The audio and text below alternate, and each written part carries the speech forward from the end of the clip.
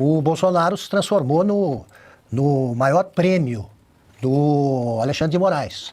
E ele vai tentar fazer com o Bolsonaro, está fazendo com o ex-presidente, o que ele fez com tantos outros injustiçados. Continuam presos. Não resolveram o caso do Felipe Martins. Imagina, isso é coisa a resolver, ter sido resolvida há muito tempo. Isso aí ninguém, não é problema para nenhum dos ministros do Supremo. Olá pessoal, seja muito bem-vindo ao nosso canal. Agora vocês vão ver uma das notícias que está parando tudo. O Brasil inteiro está triste, o Brasil inteiro está preocupado por conta dessa situação que acaba de chegar lá de Brasília. Se vocês estão chegando agora, já se inscreve no nosso canal, já ativa o sininho para não perder a notificação. Todos os dias tem vídeos novos aqui para você. Deixa o joinha, que ajuda nós demais o nosso conteúdo para chegar para mais pessoas. E deixa o seu comentário, que nós vê todos os comentários. Nós vai deixar o like no seu comentário e vai comentar também a sua opinião, o que você achou desse vídeo. Sem mais enrolação, vamos para o vídeo, que o Brasil inteiro está triste, o Brasil inteiro está ligado nessa notícia aqui. Bolsonaro está passando por várias situações, vários problemas de saúde, e agora vocês vão ficar bem informados nessa informação que acaba de chegar agora aqui para vocês. Bom, em um artigo publicado no Wall Street Journal neste domingo, critica o julgamento do ex-presidente Jair Bolsonaro na primeira turma do Supremo, condenado a 27 anos de prisão pela suposta trama golpista. A jornalista Mary O'Grady afirmou que uma Suprema Corte tendenciosa tomou a decisão e destacou a inclinação ideológica contra Bolsonaro. Ela citou votos de ministros como Alexandre de Moraes, Flávio Dino e Cristiano Zanin, todos a favor da condenação nas 5 acusações.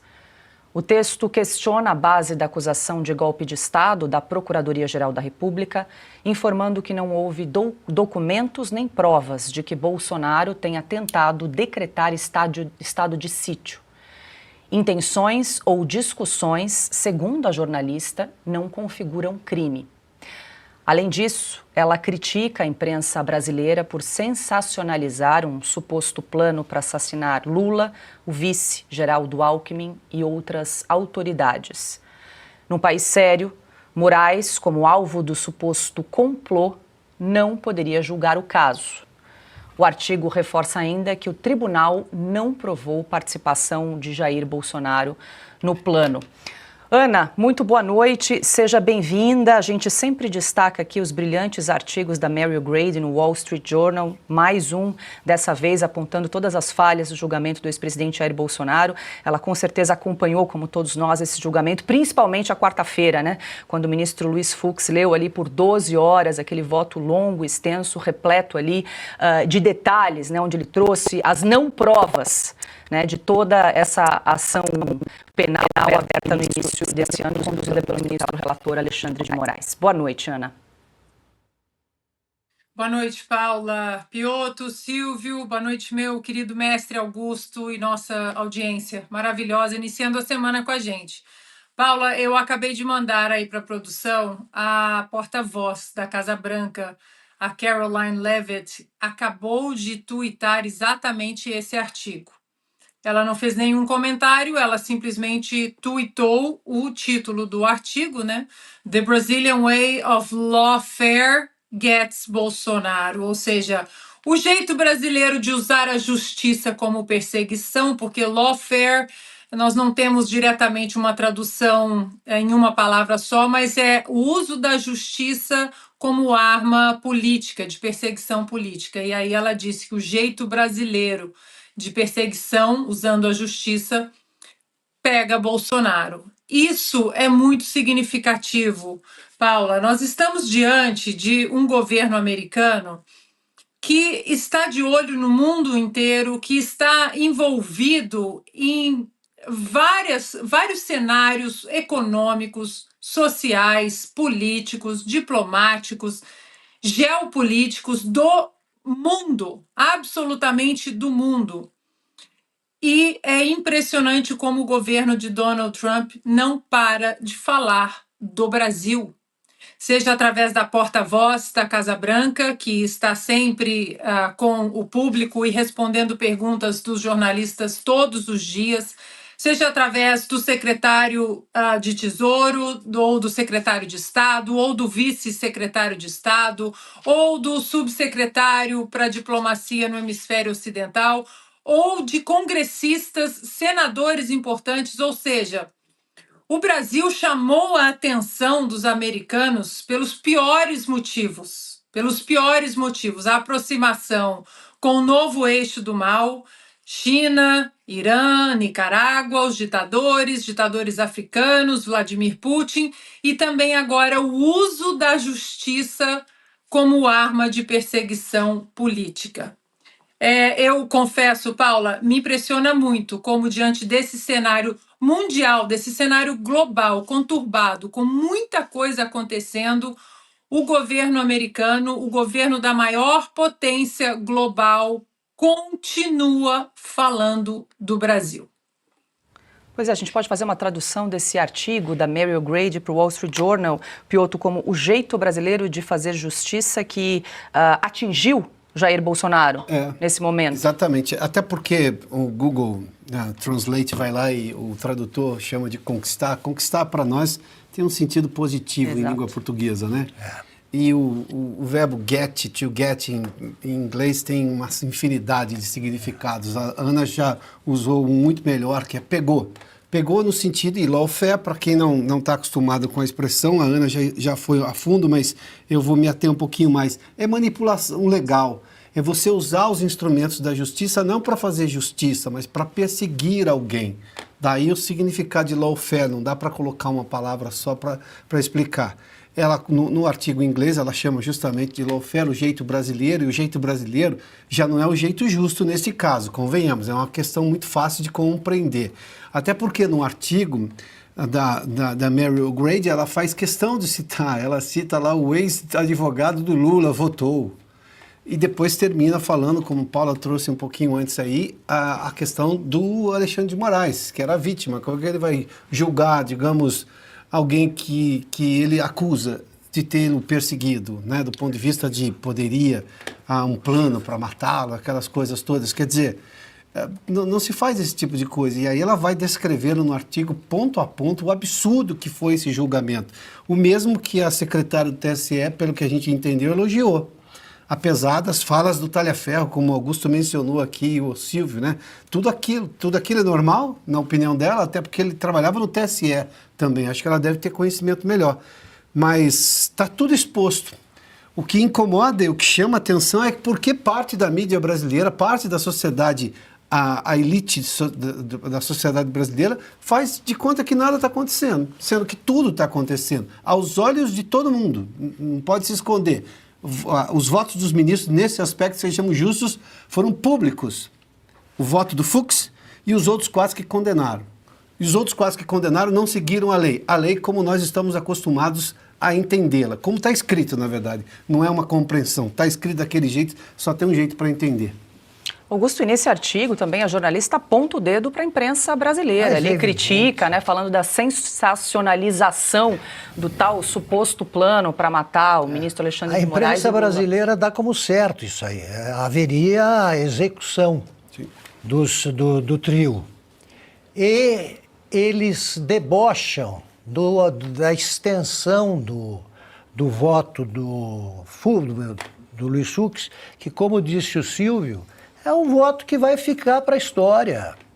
Isso aí, para você entender o que se passou no Brasil, você vai ter que revirar esse projeto, esses processos. O Fux pegou esse caso, fez um trabalho exemplar, investigou o que o Moraes finge que não houve, provou que aquele julgamento estava no lugar errado, conduzido de modo errado, está tudo errado. E eles ficam comparando a um livro qualquer, tem a extensão mais longo do que um livro do Machado de Assis, mas o que tem a ver? Eles não leram o voto do Fux porque estava tudo combinado.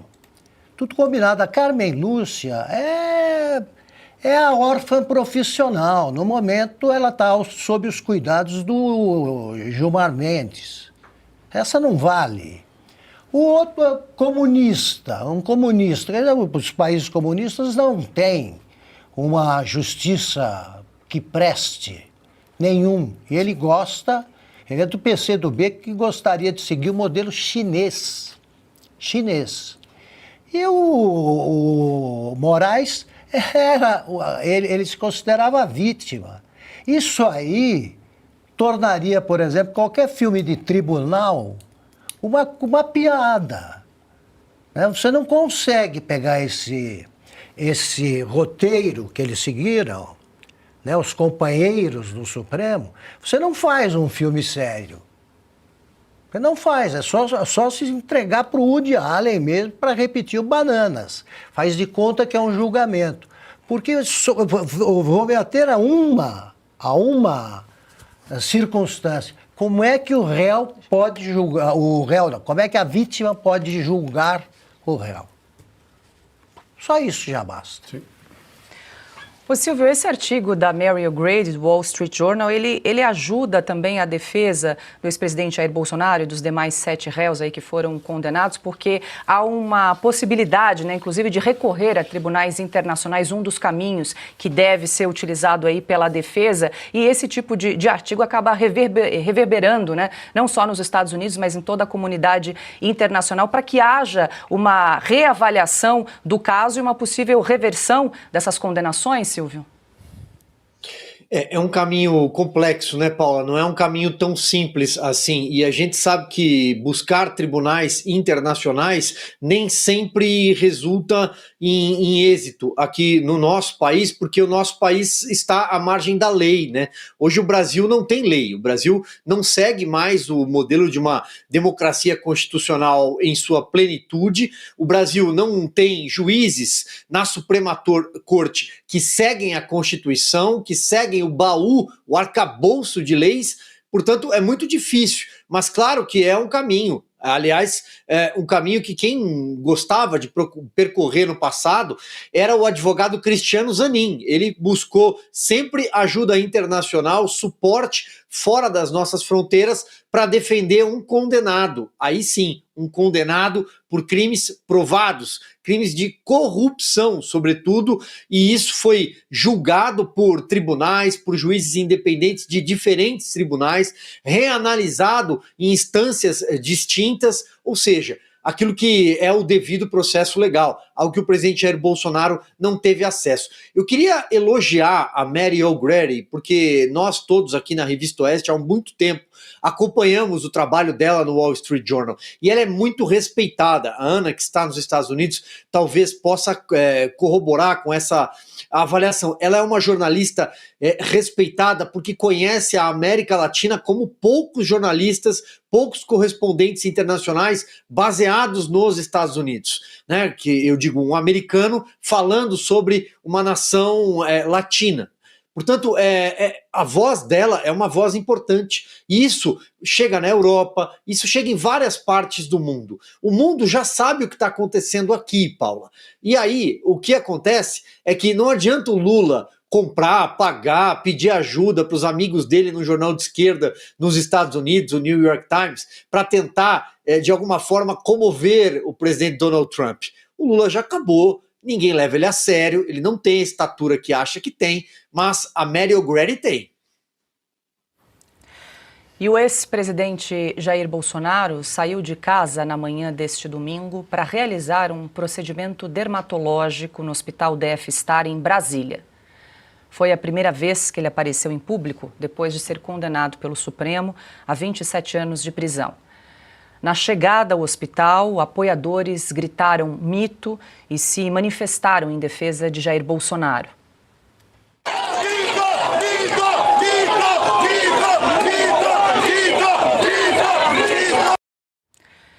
Bolsonaro não se pronunciou, mas recebeu os cumprimentos dos presentes. Muitos filmadores gritaram mito e se manifestaram em defesa de Jair Bolsonaro.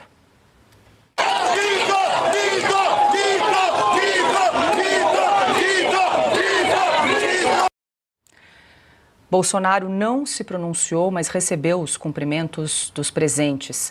Muitos filmaram o momento e reivindicaram anistia já, afirmando que não existem provas contra o ex-presidente. O que mais chamou a atenção foi o forte aparato de escolta que o acompanhou durante o exame. Policiais militares monitoravam a entrada de veículos, enquanto agentes da Polícia Penal ficavam de prontidão na porta do hospital. Um comboio com mais de 20 homens armados com fuzis, acompanhado de mais de 10 batedores, acompanharam então Jair Bolsonaro no Hospital Pioto. A gente acompanha essas imagens, né, da chegada do ex-presidente Jair Bolsonaro, que pediu autorização do ministro Alexandre de Moraes para realizar esse procedimento cirúrgico no hospital. Ontem, domingo, em Brasília, foi recebido aí por apoiadores. Ele chegou ao lado do seu filho, Jair Renan, também presente. E aí a gente acompanha também nas imagens, nessa forte escolta policial para acompanhar o ex-presidente. É o que se chama de espetacularização, essa escolta. Só tem uma explicação, é difícil imaginar o porquê de tamanha mobilização policial. É um sujeito que neste momento, até porque não foi publicada a sentença, o acórdão, ele está preso preventivamente, sem nenhuma razão para estar preso, até porque, curiosamente, de novo, mais um absurdo nesse processo, ele, na condição de ex-presidente, está sendo julgado na primeira instância, se ele tiver, na última instância, no Supremo Tribunal Federal. Se estivesse sendo julgado na primeira instância, como o Lula, ainda ficaria aguardando a segunda instância em liberdade. Bom, nada disso está sendo concedido ao presidente Jair Bolsonaro. Mas a doutora lá diz que está tudo normal, que é republicano, foram salvaguardados os direitos constitucionais, enfim, essas coisas todas que a gente está falando. O presidente era um procedimento médico, fez uma série de exames, também revelou ali um resquício de se não me engano, uma pneumonia, e também um problema de falta de anemia, né? Uma falta de ferro no sangue. É um homem que passou por um problema gravíssimo, ele foi esfaqueado. Naquele momento, a segurança da Polícia Federal, seja lá de quem for, não conseguiu conter. Aliás, o que chama atenção também é por que aquela investigação foi tão estranha, né? Não se investigou os advogados que foram lá rapidamente, chegaram... Bom, enfim, toda essa história que envolve o Adélio Bispo. Mas, enfim, o que vocês esperavam que o Bolsonaro ia fazer? Uma escolta ali, um carro para protegê-lo, não proteger de uma possível fuga, já era o suficiente.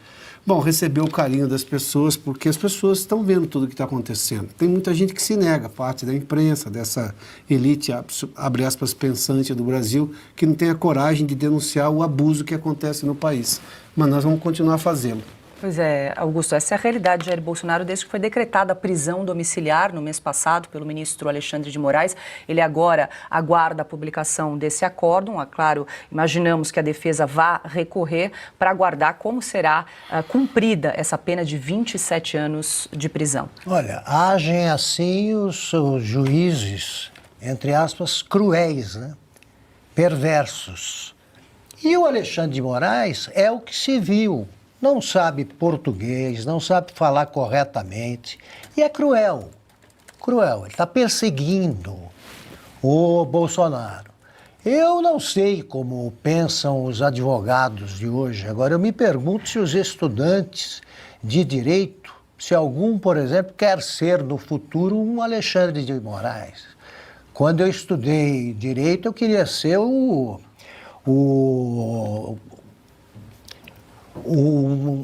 juiz realmente exemplar, né? Como você teve vários ali na história do Supremo, né? Você elegia um homem justo, você se mirava em advogados como Evandro Lins e Silva, por exemplo, Nelson Hungria, era o ministro que você queria ser. Eles tem alguém querendo ser o Alexandre de Moraes? É modelo para alguém? Tá nessa votação que a gente teve, que voto seria subscrito aí pelos estudantes de direito? É isso que me preocupa, porque nem estudante de direito está parecendo entender que o voto que ensina é o voto do Luiz Fux, que era o único juiz presente ao julgamento. Vamos aqui para mais uma nova informação. Acaba de chegar aqui para vocês. Kassab volta a manifestar apoio à anistia e diz que a questão está resolvida. Figura-chave do Centrão, o líder do PSD, respondeu de forma favorável ao ser abordado por Valdemar de Costa Neto, do PL. O presidente nacional do PSD, Gilberto Kassab, manifestou apoio explícito à proposta de anistia a condenados e investigados por envolvimento nos atos de 8 de janeiro. A declaração, segundo o registro do portal Metrópolis, foi feita nesse sábado, durante participação dos Rocas Festival. Evento volta ao setor de equilíbrio realizado em Itaú, no interior de São Paulo. Kassab entregou um painel ao lado do presidente do PL, Valdemar Costa Neto, com mediação do deputado estadual Tomi Abduk, republicano ligado à base bolsonarista. Durante o combate, Valdemar cobrou publicamente uma definição do PSD sobre o projeto da anistia que tramita no Congresso Nacional, cuja eventual aprovação pode beneficiar o ex-presidente Jair Bolsonaro, considerado aos 27 anos de prisão pelo Supremo Tribunal Federal, STF. Em resposta, Cannabis afirmou: para mim, essa questão está resolvida. A situação favorável à anistia. A fala foi recebida com aplausos por Valdemar, que tem pressionado pela unificação de partido do centro-direita em torno da pauta. A posição de Kassab deve turbinar a mobilização política em curso por parte de legendas do centrão e da direita institucional em defesa da anistia. A proposta tem aliados em Brasil, com apoio entre lideranças partidárias, sobretudo depois da condenação do STF. No Congresso, deputados e senadores articulam a volta da medida ainda nesse segundo semestre. Então esse foi o vídeo. Se você gostou desse conteúdo, já deixa seu like, já se inscreve, ativa o sininho para não perder a notificação. Todos os dias tem vídeo aqui para vocês. E muito obrigado por chegar até o final. Seu comentário ajuda nós demais também. Comente aí o que você achou do vídeo, de que cidade você é. Eu vou deixar o coraçãozinho no seu comentário. E vou ver e vou comentar também o seu comentário. E até o próximo vídeo.